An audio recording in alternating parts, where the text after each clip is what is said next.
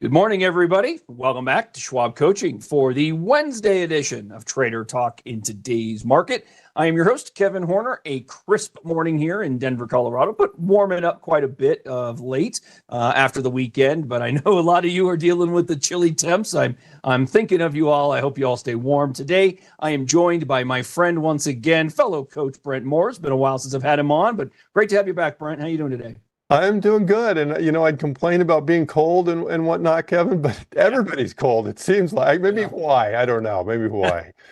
Yeah, no one's going to want to hear what we have to say about cold. Let's just acknowledge it's a bit of a cold snap for the entire country. Yeah. And many of you are dealing with things you haven't had to deal with before. So recognizing that, I feel for you. Do what you can, as some of you have noted. We just choose to stay inside today. There's nothing wrong with that. Now, of course, today we've got plenty to get to. We've had a big earnings report overnight from one of the Mag 7. We're going to look at a major move there, a number of key charts as well. But before we get into it, a couple of reminders. Follow us all on X, Kevin Horner CS, Brent Moore CS, and today we're lucky to have Cameron May in the chat with us as well. Please follow Cameron there on X at Cameron May CS also. And of course, if you're not already doing so, please be sure you're subscribed to the Schwab YouTube coaching channel. We call it Trader Talks. And that's a good way to stay apprised of all that we're up to here for you day to day. Remember, you get about 7 hours of live content every day here on the channel. So we would love to have you following along and making sure you're attending as many of these classes as possible. And if you are catching us live, don't forget, the majority of our classes are available in archive for you after the fact.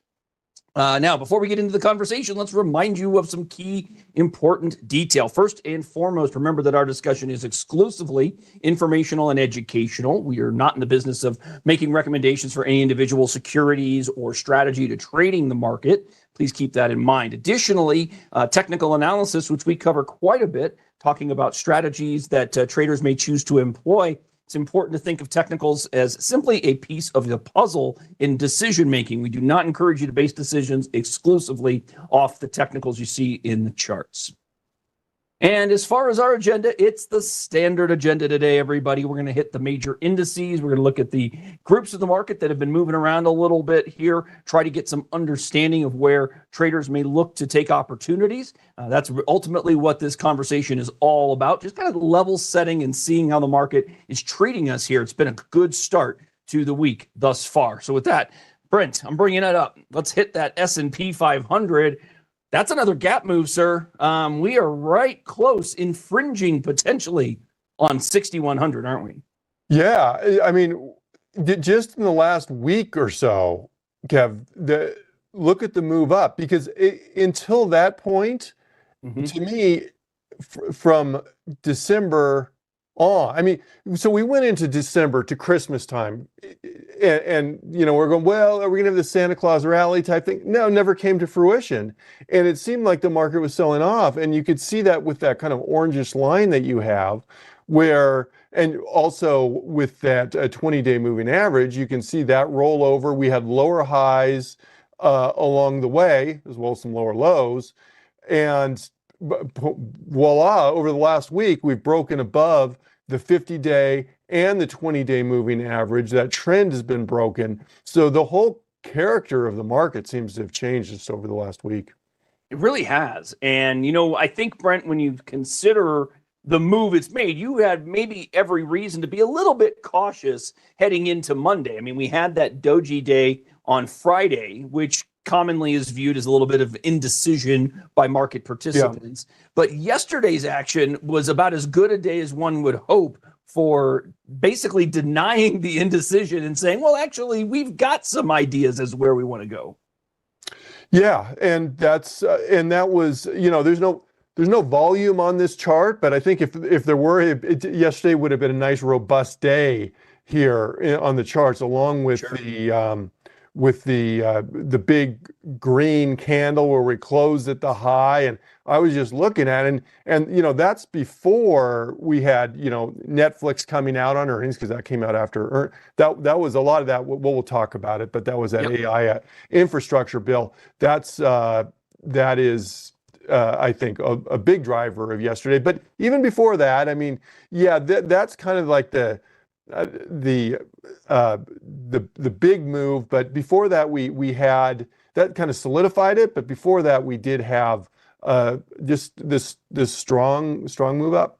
Yep. And now, Brent, I'm going to make a minor adjustment to my line. Many traders using that downtrend line would look at it and say, all right, we've now crested it or cleared it for what is likely to be 3 days. So that's 3 days over the downtrend line. Some would use that as some semblance of confirmation of a breakout. And it wouldn't be necessarily wrong for doing so. That would just be their view and their approach. But what I want to remind us all about is that we do have that 6,100 level right above us, ultimately prior all-time highs. Now, doesn't mean we can't break through it, obviously. I'm just positioning it because, Brent, once more, inevitably, even though it appears as though things are improving, we've got resistance above us. And in order to flip the risk versus reward scenario in favor of the bulls, we got to have a breakout here, don't we? Yes, but ultimately we do need a breakout. But it would not surprise me to have a little pullback, retest the 50-day and bounce off that, or some 20-day or something down there, and then give us another chance to test that. But yeah, that certainly is a huge impediment for the day itself here, and ultimately we're going to need to clear eventually. But a lot of times when a stock has moved up as much as it has gone up, or the index too, over the last week, it's going to use a resistance level like that as a potential, as maybe a time to rest, consolidate, if you will. Yeah, and again, what I like about what you said wasn't, it didn't suggest you knew what was coming, but just simply saying, well, option one is maybe we run into resistance and we need a breather. Maybe we pull back and test at a higher low, the 50-day moving average potentially, before we break out. What I like there is simply just making a thesis of what may happen to the upside, what may happen to the downside, but subsequent to that, giving yourself likely some steps as to how you want to act if position A happens versus position B happening, right? And it's all about thinking these things through and giving yourself some steps to take when scenario A plays out versus scenario B. Ultimately, that's what we traders need to do, isn't it? Ultimately, you need to do that because we don't know what's going to happen. Nobody knows there's times when I've been super confident on the market, and boy, those are the times I've been humbled, Kevin. And so you need to have, it's like almost anything in life. You got to have a backup plan, so to speak. What's going to happen if this, then that is kind of the approach that we need. And we either get a breakout or we break down. And then, where do you go from there? Yep, and entirely true. The if-then approach and process, one that many traders employ. Again, we don't tell you how to go about your business necessarily, but we do encourage you to give serious consideration to best case scenario, worst case scenario, middle of the road. How am I going to act, right? And I like to call that the playbook that you just simply refer to. If you're an NFL fan, you might think of it as the Cheesecake Factory menu that Randy Reed stands there and coaches the game with. He's got that whole thing in front of him, and every scenario is on that menu for him, and he just picks and chooses based on what's happening in the game. And ultimately, I think that's what the trader's playbook should do for all of us as well. So, okay. Great start to the day in the S&P 500. Let's see if we can cruise through 6,100 immediate term resistance. That would be wonderful. Now, the NASDAQ 100 getting a little bit of relative outperformance today. We're up more than 1% here. And I'm going to zoom into the most recent move, Brent. We did the same thing. This looks like a bullish falling wedge into support that got basically that move last week on the 13th, 10 days ago or so. Ultimately, that was our flush out move, it seems like, once again, doesn't it? And that's what often you see when the market has been pulling back. You have kind of a big down move. And if you looked at that intraday on that, that was a big move down. Now it ends up with a green candle, so you're going, that's what you need. You test the low and then a nice big move up. That's often what turns turns things around, and that's what we've seen. I don't actually remember that day in particular in terms of if there were any news there or anything, but that was the day that people said, well, look, we've sold off enough, but since then we've gone up, and you can see that reflected. I mean, our RSI was down around 40 at that point. Now we're back up at 60. Big change there. Big momentum shift, not just on the price action, but having made a higher high in the short term now, Brent, that stands out for a lot of traders. So that red line I drew in just yesterday with the belief that we needed to get through that. That created the higher high. That's what that circle is delineating. And now that we're through that, Brent, I'm sure there are bullish traders out there saying, well, that was a gap move. And if you've been watching Trader Talk for long enough, you know the importance of gaps. We talk about this all the time. Many traders are going to look at this as a potential gap and go scenario in the NASDAQ 100 and may start positioning new investments with exit strategies beneath today's low. Because if this is in fact a breakout, as it appears on the open at least, then this may not even come back to test at this point, Brent. Some of these gap moves can be pretty explosive move-wise. So we definitely have something in play here, perhaps. And so regardless, you bring up a good point, Kevin, and that is the level, when you cross the level, that's a potential exit point. Now, that'd be a shorter term exit point, a tight exit point, but you can go below that. You can go an ATR below that if you want. You can go a percent below that if you want. You can go a dollar value below it. It just depends what you're doing on that. But these are, any level you cross is a new opportunity to move up. If you're already in something like this, and I realize this is an index here, but some people will trade ETFs or whatever. And it's an opportunity to move up a stop. Similarly, look, we'll have, if the market continues to go up, we'll have other thresholds that we'll cross above, and then those would be new levels, new opportunities to move your stop up at that point. Yep. I like that conversation, obviously, Brent. We have that one quite a bit here, too. The idea of raising our stops as our positions go in our favor.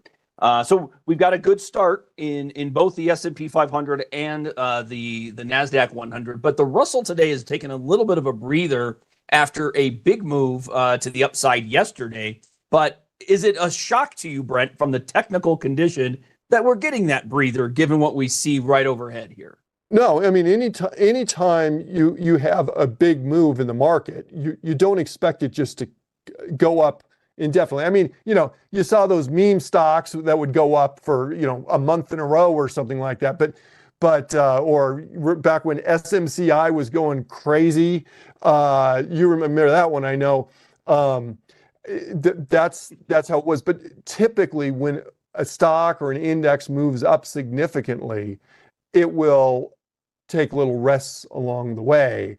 And Sure. That's what we're seeing here on this as well. One thing that's probably helping this Russell 2000 is we actually had a little bit of a reprieve on interest rates. That 10-year actually, which has been going up and up, pulled back over the last little bit. And that was kind of weighing, I think, on small caps there. So that was kind of nice for small caps, definitely. And for people who want a mortgage or something like that, to see that pullback there on the 10-year. Yeah, no doubt, because that mortgage rate, unfortunately, on the 30-year continues to climb or maintain higher elevated levels, over 7%, less than ideal. Now, as the rates have dropped, this is a real intriguing thing, Brent, because you see the drop in rates. We can also see some yields, excuse me. So yield has fallen a little bit. It's given lift to the Russell. If we look at the dollar index, it's a similar move, and yet hasn't broken down. So traders should be aware that this is still a strong trend for the US dollar, apt, if the trend continues, apt to keep some strain on your multinational investors, your largest companies dealing outside of the US in addition to the US. So be aware of that. But a breakdown in both, or either one of these or both, would certainly be tailwinds for the broader US market. So that wouldn't be terrible to see. But no, it wouldn't. Brent, I'm going to let you speak to it, but I got to bring it up. The other thing that I noted today that rallied on these drops in the dollar, drop in the 10-year, take a look at what the home builders have done. They had been down in the dumps, but at major support, and they've rallied a little bit. And I'm just throwing cold water on that rally because when I look at the rate move, the yields look to be remaining in trend and just pulling back to support, meaning potentially they're apt to bounce and yields are apt to climb.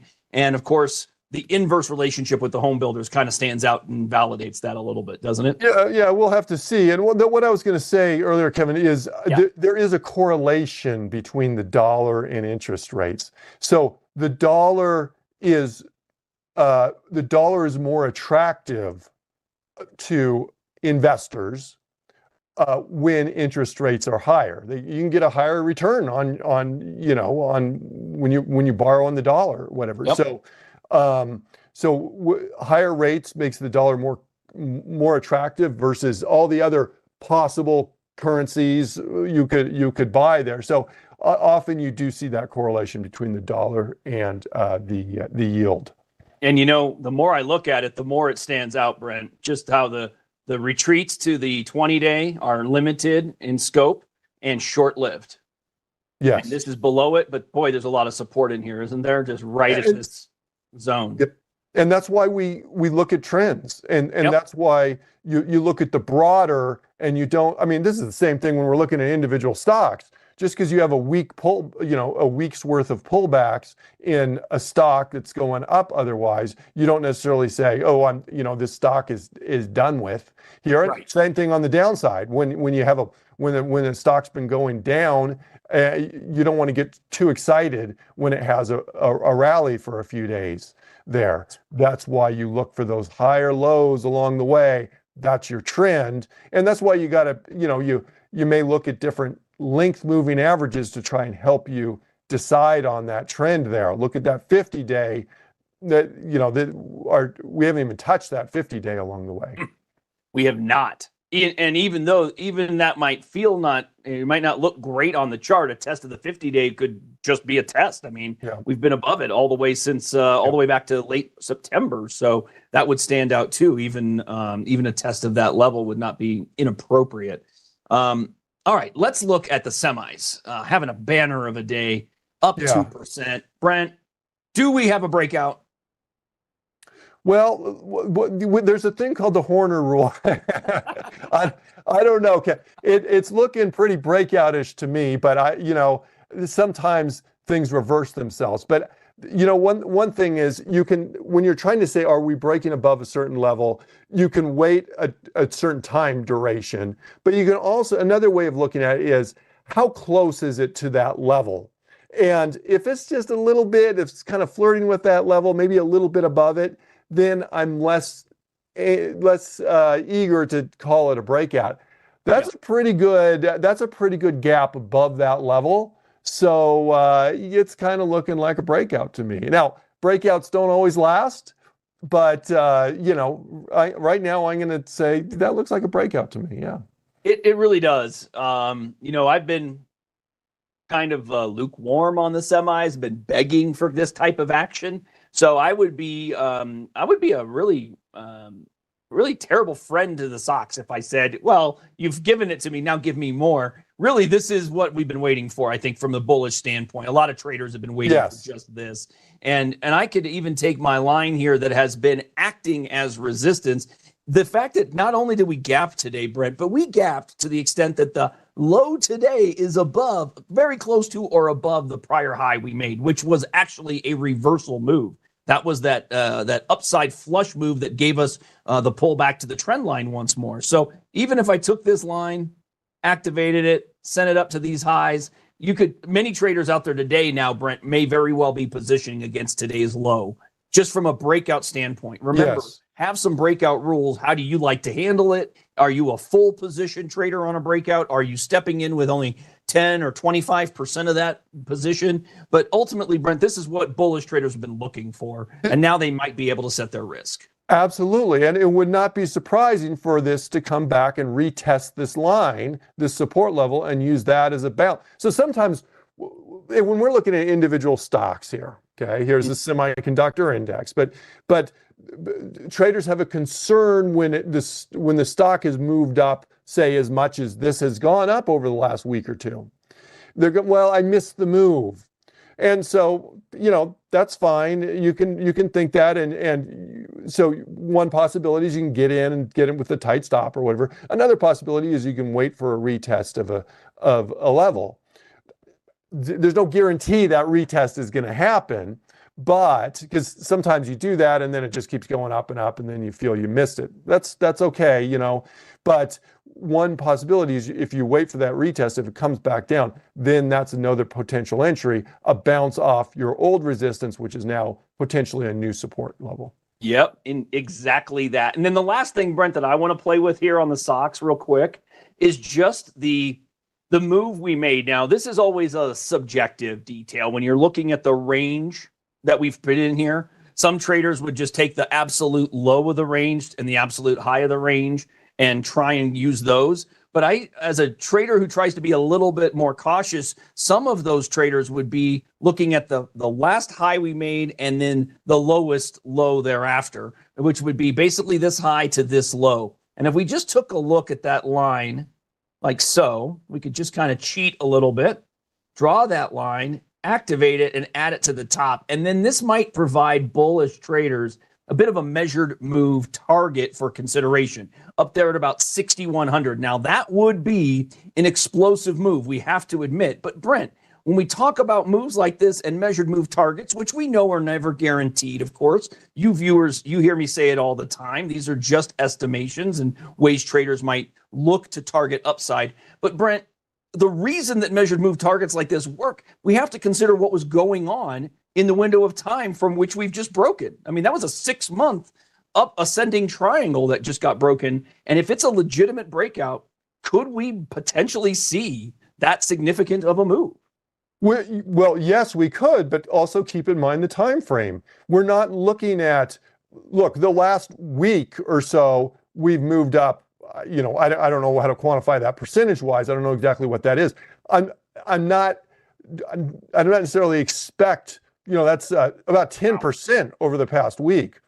And say this is another 10, 15% up. It doesn't mean it's going to come up in the next week or two that we're going to reach that level.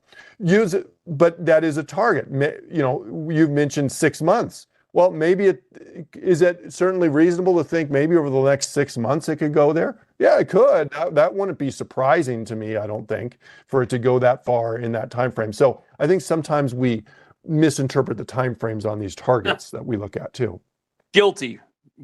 I am guilty of believing that the move that I can foresee based on pattern recognition and whatnot, and these measured move targets, well, I drew it on the chart, so that's going to happen this week, right? Obviously, it's going to happen immediately in my time frame, but you all know that that's not the way that works. So my hope is that our conversation around time frames and the window of consolidation in this case, 6 months, as Brent said, it would be appropriate to expect any upside target to be achieved in a similar time frame as that of the consolidation from which we've just broken out. So that's one way that traders will look at that. So a good looking chart. Now, Brent, part of this, as many of our viewers are noting, is tied directly to the conversation around some AI infrastructure being developed that President Trump spoke about just this week. Now, just yesterday, as it turns out. And that has led to some additional enthusiasm. And as you can see on the watch list, everybody, it is not at the moment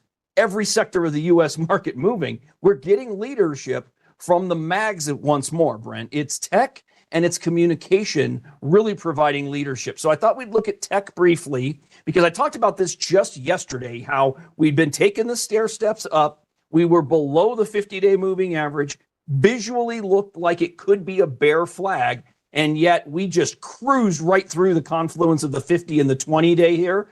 And now we've got another gap move, and it does appear as though the path of least resistance in the sector here in tech could be the prior highs. Yeah, and I don't know where this is going, but if you're looking for a support level, and you sometimes we kind of judge like confluence of lines for support levels, you have two moving averages and a trend line, a recent high and some previous lows, all kind of converging right there around that 46.23 level-ish area there. That's, so if we pull back, I kind of expect some support there. Now, who knows? Sometimes those get broken. And then if you go below that, you have two significant bounces off around that 44, I don't know, 30 level or something like that there. But those are your two clear support levels. But right now, hey, it's we've reversed we had higher lows with the little pullbacks, but do you see the difference there? Earlier I was saying don't freak out just when the market pulls back a little bit or a particular stock pulls back a little bit, as long as that trend keeps going up. This previous low that we hit, I don't know, about 7 days ago or something like that, that was out of character. That was a bigger low than the other ones, a bigger pullback than what we've seen before. So that certainly is one that I was going, this is different this time. Well, I don't know. Maybe we've slipped back up into the bull mode here on the market. Perhaps. I mean, look, I feel when I'm looking at this chart, Brent, yesterday I felt differently than I do today because yesterday's price action was unclear, but today's price action provides a lot more clarity about the trend. The fact that we were below the trend line for as long as we were, about 6-7 sessions, that definitely is getting to the long end of comfort for a bullish trader who's been watching this strong trend maintain the entire time. You've had very infrequent moves like this, but they have been buying opportunities. And so today's action at least gives credence to the belief that the trend we're seeing here in the shorter run is still in play. Doesn't mean we can't bang our head on the ceiling up there at about 4,800, right? That could sure happen. But moves through 4,800 would be wonderful and instructive because, again, we've established a pretty good range. Like you said, about 4,450 to 4,800. That'd be a 350-point range breakout potentially, Brent, and that could add some further enthusiasm into the tech sector. So really nice to see from that standpoint. Yes, and keep in mind, this is the tech sector. We already mentioned the AI infrastructure bill. Wiley put something in the chat that's important, I think, Kevin.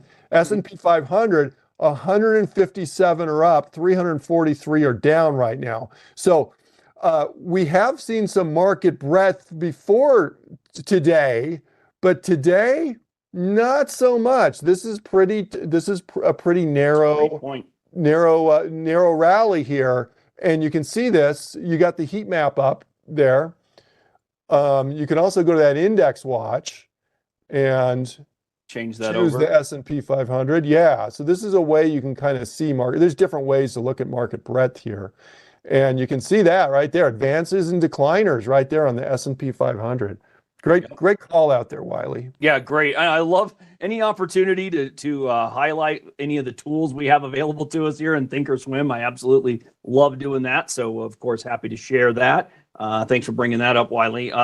We also had a request to look at oil, which I think is certainly appropriate here. Yeah. Before we get there, though, I wanted to, because I mentioned tech, I wanted just to look at the chart of the communications sector. Which does appear to be showing a little bit of a breakout here once more. Again, I think the takeaway that I just want to highlight, Brent, is when we break down from a supporting trend line like a dynamic moving average, like the 20-day, we commonly will find support along the way at a horizontal level, just like we did a moment ago looking at the tech space, right? That is not at all uncommon. And then most recently here, we've managed to kind of break out of this little bit of a consolidation in the last 3 days, breaking above the 20-day, making a new high, short-term high today. So some traders are going to like the look of this, but an improving look in communications as well.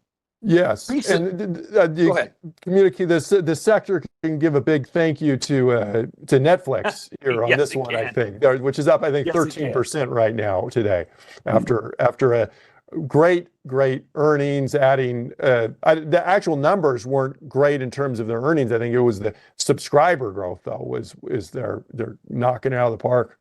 Yeah, and that was my what I read about it specifically as well. And of course, they had some pretty good detail associated with the NFL game that they've hosted. So some really significant moves there as it relates to Netflix. I'm going to look at a chart of Netflix momentarily, but I'm going to instead get us back into the sector on energy to talk about oil, where energy has made a really big move here of late, and so has oil. But there was a note today, Brent, about some positioning as it relates to oil because the move in oil has been significant. So I'm going to bring up the barrel future contract, but notice how big the move has actually been here, Brent, off of that low. That was December 20. We're talking a month, and the sector has moved to this point here, still up 11.5% after the fade we've gotten in the last day and a half. That was a huge move there in the energy sector, and we saw, and sometimes the energy sector doesn't correlate. It doesn't correlate exactly with oil. Sometimes it's curiously different than the price of oil. But in this case, we had a really strong rally in the oil price. Now, oil admittedly was at a very low price, it seems like, but had a strong rally. The last week's been a little bit of a relief there on that.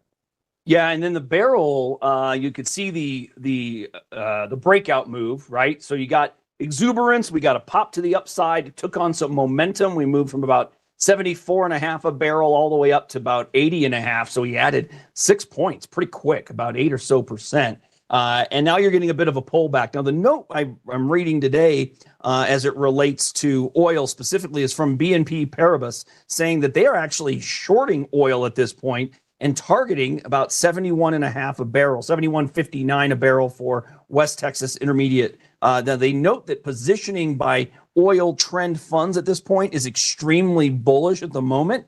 And so they're saying that if prices fall in any way, it could lead to a big unwind in the price of the barrel.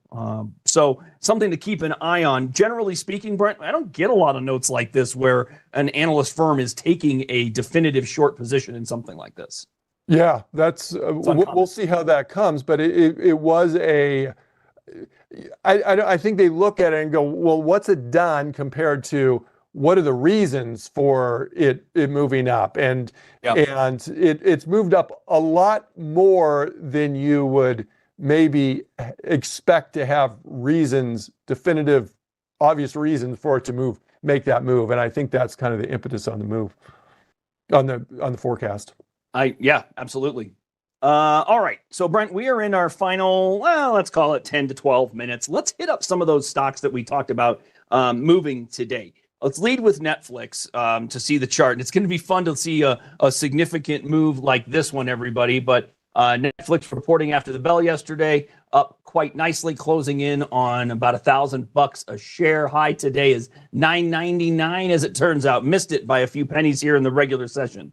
Yeah, and it is interesting. Sometimes when we talk about technical analysis and we talk about stocks, we talk about these kind of big round numbers of $100 or $500. Well, $1,000 is just like one of those numbers that sometimes can act as a support level, resistance level. It'll be interesting if we break that. I don't know why we stopped at 999. Maybe it just happens to be there, but maybe there's something to the $1,000 barrier, so to speak. We're off that price a little bit right now, but still up 13% for the day. Not bad. Not shabby at all. Yeah. If we take a look at it on that 5-minute bar, you'll see there's some back and forth, but boy, the trend here, you're not going to get a lot of definitive chart visuals from something that has moved so significantly. You might need to break this down to a 1 day instead of my 5 day, mainly because you need to eliminate a lot of that short-term price action that'll make the chart look proper. So this is what it really looks like based on today. At the open, we got a little bit of profit taking. We'll see if this is just that, a little bit of profit taking, or if we're going to get some continuation, but not a huge significant move to the downside. We're off the highs by about $22 or so. Not a huge development after a 15% pop to the upside. The headlines there, just to give you a couple of upgrade details. Barclays upgraded Netflix to equal weight from underweight. They put a target at $900 a share. That's up from $715 following the earnings report. Let's see. Barclays states that the Netflix outperformance largely disproves the hypothesis on growth mean reversion. So suggesting that apparently, I'm going to use the word impervious. Netflix appears to be impervious to mean reversion, but maybe, as some of us have pointed out in the chat, maybe that's tied to the fact that they keep raising rates. You keep raising rates and people keep using your service, that's going to generate more revenue. Yes, it is. With their subscriber growth, it appears that it's not, people aren't that sensitive to it at this point. At some point, look, you raise rates, you'll definitely lose some subscribers, but with their growth, and if you can raise your fees, there you go. Yeah, they weren't the only one, by the way, Barclays, that is. Canaccord upgraded Netflix to buy from hold. Their target reaches $1,150. It's a $210 update from the $940 previous note there, so that's a big one. And then benchmark analysts also upgraded Netflix to hold. Previous note had been a sell recommendation, so that's a little less exuberant, but that's somebody maybe making a little bit of a shift and saying, well, I might say I was a little wrong, but I won't say I was entirely wrong. Yeah, closing the barn door after the horses are all out there, yeah. And we see that all the time, unfortunately. Yes, we do. All right, so that was a nice development. There was also one that I spoke about yesterday briefly, was 3M. 3M made a nice move after a nice long consolidation period. Once again, Brent, we find these consolidations occurring in the midst of moving to new levels. And this one stood out to me in particular. Now, let me tell you what happened here, and then we'll talk about the chart a little bit. Wells Fargo analysts upgrading 3M to overweight. Previously had been at equal weight. New target at 170. That's up from 140. Stating the company is in the early days of significant market expansion. Now, Brent, that stands out, not so much because of the chart here. The daily chart looks fine, looks like about a 15-point range breakout. Cool. But check this out on the weekly chart, Brent. If I pull this back and drew a trend line from that all-time high at 217 through this last peak, check out where this goes, and tell me there's not something bigger at play here. Well, that's a nice significant move, not just one of those little moves up we were talking about earlier. That's a significant break above your trend and a retest of that. That's what we talked about earlier. That retest of that, and then a break bounce up. So that's a nice little flag we had there, but especially when it bounces off that previous resistance, bounce off support, that lends more credence to that move there. It sure does. And I think the thing that stood out to me was the longevity of the downtrend, Brent. This was a channel that was about 6 years in build. So this peak, January of 2018. That is crazy. We're talking a 6-year downtrend that has been broken. And Brent, what do we say about trends? The longer they are, the stronger they are. And just as significant, when one changes pattern, that is equally important. Yeah, that could be frustrating if you were a long-time 3M shareholder sitting through years, and it's tough to test your patience there. But if you did hold on that length of time, hopefully you didn't just give up when it hit 80, I guess. But hopefully you're rewarded now by with this move up. Yeah, and Dom is calling this out potentially a cup and handle in the more intermediate term. I certainly could look at this as a handle there. Yeah. A number of ways to validate trade opportunities in shorter term windows, but I did find the weekly chart to be among the more significant visuals that I've come across of late, Brent. It's always a challenge to find something making a significant developing shift in trend, and finding it early on is hard. But coming across this one yesterday on the heels of their earnings, I thought just had to be something we speak about. So, and I think it's a reminder, Kev, that look at the longer term weekly charts. I don't do it enough, Kevin. A lot of times I get hyper focused on the daily charts, not the weekly charts. And I know that you're very good in this session in bringing up these different time frames, and it's a reminder to everybody to do that as well. Such a hard thing to get used to, though, you know, because we, like you say, we get comfy with our time frame. It's real easy to fall into that comfort zone. And sometimes what you're seeing in your comfort zone isn't really the deciding trend. And if you can find the trend that's really driving price action, you can put yourself in the trade on the right side of the trade for a longer period of time, which is ultimately what we're all striving to do. How can I stick with my winners as long as possible? The best way that I've found is to be in as early as you can in the move. And then, of course, one of the key components there is managing the position size such that movement against you does not weigh on you, and you can make a decision that is unemotional. That's a real big key component to it as well. All right, Brent, so there's a couple of big ones. How about we look at the conversation around the AI infrastructure tied directly to three big companies, SoftBank, Oracle, and NVIDIA. So I'm going to pull up SoftBank here. I believe the one we're looking for is this one, SFTBY. And I'm going to go back to my daily. So you're getting a bit of a nice little breakout here as well, Brent. That's a pretty darn significant development today, up about 11%. But it is consistent amongst them. So here's Oracle. You're getting about a 6% move, slightly different, but still significant. And then NVIDIA up about 4%. And Brent, if I was going to say, you know, I was going to offer any insight as to why you're getting 1% move versus the others, everybody's already in NVIDIA. Yes. There's a lot of people already in Oracle for this trade. And of course, not nearly as many in something like SoftBank for this type of a trade. Yeah, if you told me ahead of time, oh, there's going to be an AI infrastructure bill of some sort, what company is going to benefit? I'm like, well, NVIDIA, obviously, that's the one that comes to mind. And then if you had me think a little longer, then Oracle may be on that list. I don't know. I'm sure SoftBank would have crossed my mind there on that, and hence the moves, the relative moves you see on those there. Indeed. And for a lot of traders, Brent, the move you're getting out of NVIDIA today is just kind of validating what many bullish traders in NVIDIA have been saying anyway. Yes. Pullbacks are your opportunities to join the trend.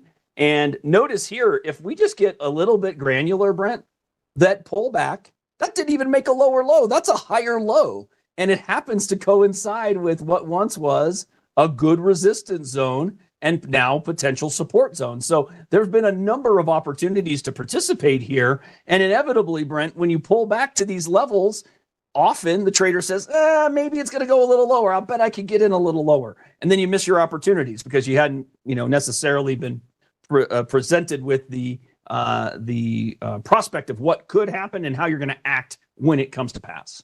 Yeah, and it's part of it is sometimes patience on that. If it's not completely breaking the trend, these periods of extended consolidation, they're kind of inevitable at some point for these longer term type trades. Indeed. Let's see. We've got about, I think we're probably at time, Brent. I'm always a fan of giving you all as many charts as I possibly can, but it doesn't appear as though we're going to be able to get to more today. So I'm going to wrap it up here, everybody. Yeah. But what I want to mention, because we always bring up, hey, make sure you're following us on X, of course, Brent Moore CS, Cameron May CS, and Kevin Horner CS. I'm going to try and post a few additional charts for you here today based on some of these updates. So there's been some additional upgrades, price target adjustments, things that I haven't been able to get to for you today. Try to get those out on X. Just remember that when we're posting on X, everybody, we're just sharing information that's coming to us. We're not recommending anything or suggesting that you need to be looking at these more in depth, but essentially just giving some ideas, insights, etc. So please keep that in mind. As always, Brent, love having you back, man. It was great to refocus and get you back in. It's been a couple of weeks, but thank you so much for sharing thoughts and insights with all of our viewers here today. Hey, I'm glad to be here, Kevin. Looking forward to next week. Next week, on the 29th, we have Meta earnings, we have Microsoft earnings, we have Tesla earnings. We're in earnings season, folks, so make sure you check out Trader Talks to keep apprised of the situation there on that. But good to be on with you. Plenty to get to here, Brent, in the next couple of weeks. You're right. It is right in the heart of earnings season, so plenty of charts to be talking about, lots of headlines and upgrades and downgrades and so forth. So hopefully you'll all come back and revisit us there next Wednesday, the 29th. But don't forget, plenty more from us here on the channel for the remainder of the day today. Next Trader Talk segment will be on Friday. I'll remind those of you viewers who are here with us now that Friday's session is non-archived. So remember, if you want to catch Friday Trader Talk, make sure you're live at Market Open right here. So with that, thanks to all of you for being here. Thanks to all of you posting and with your questions in the chat. Really appreciate that. Hope you all have a fantastic rest of your Wednesday. We look forward to seeing you all again real soon.